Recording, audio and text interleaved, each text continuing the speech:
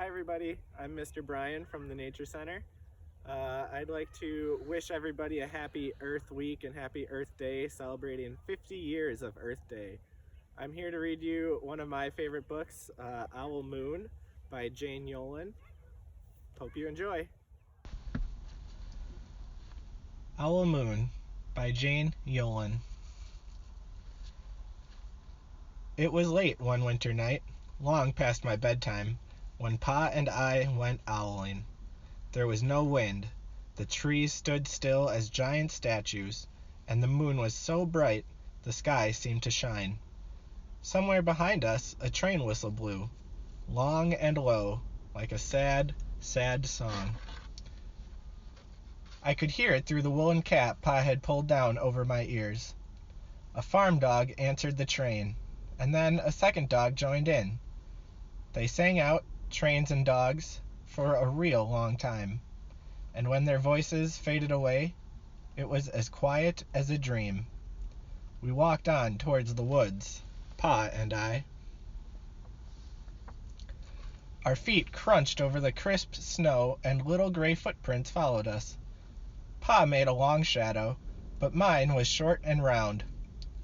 I had to run after him every now and then to keep up, and my short, round shadow bumped after me. But I never called out. If you go owling, you have to be quiet. That's what Pa always says. I had been waiting to go owling with Pa for a long, long time. We reached the line of pine trees, black and pointy against the sky, and Pa held up his hand. I stopped right where I was and waited. He looked up, as if searching the stars, as if reading a map up there. The moon made his face into a silver mask. Then he called, "Woo, woo, woo, woo, woo," the sound of a great horned owl. "Woo, woo, woo, woo, woo." Again he called out, and then again. After each call he was silent, and for a moment we both listened. But there was no answer. Pa shrugged, and I shrugged. I was not disappointed. My brothers all said sometimes there's an owl, and sometimes there isn't.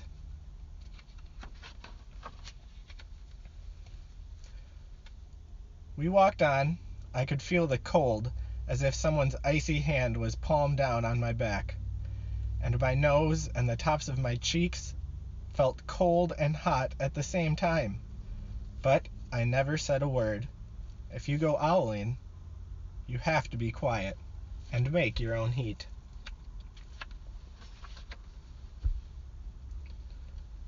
We went into the woods. The shadows were the blackest thing I had ever seen. They stained the white snow. My mouth felt furry, for the scarf over it was wet and warm. I didn't ask what kinds of things hide behind black trees in the middle of the night. When you go owling, you have to be brave. Then we came to a clearing in the dark woods. The moon was high above us. It seemed to fit exactly over the center of the clearing, and the snow below it was whiter than the milk in a cereal bowl.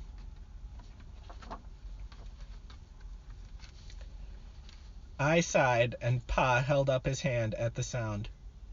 I put my mittens over the scarf over my mouth and listened hard. And then Pa called, "Woo, woo, woo, woo, woo, woo, woo, woo, woo." I listened and looked so hard my ears hurt and my eyes got cloudy with the cold. Pa raised his face to call out again, but before he could open his mouth, an echo came threading its way through the trees.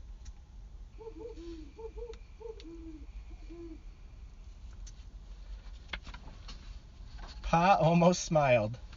Then he called back, "Woo, woo, woo, woo," just as if he and the owl were talking about supper, or the woods, or the moon, or the cold. I took my mitten off my scarf, off my mouth, and I almost smiled too.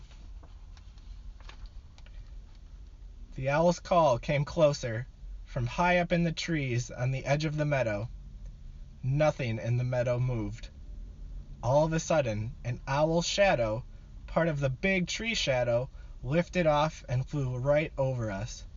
We watched silently, with heat in our mouths, the heat of all those words we had not spoken. The shadow hooted again. Hoo hoo hoo! Hoo hoo! Pa turned on his big flashlight and caught the owl just as it was landing on a branch.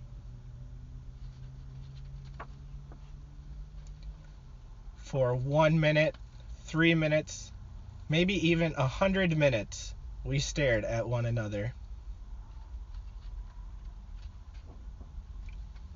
Then the owl pumped its great wings and lifted off the branch like a shadow without sound. It flew back into the forest. "Time to go home," Pa said to me. I knew then I could talk. I could even laugh out loud. But I was a shadow as we walked home. When you go owling, you don't need words or warm or anything but hope. That's what Pa says. The kind of hope that flies on silent wings under a shining owl moon.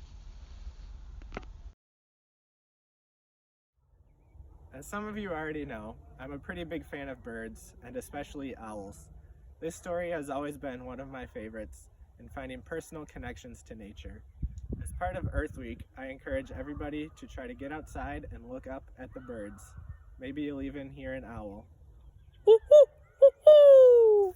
Speaking of, I think I hear a barred owl.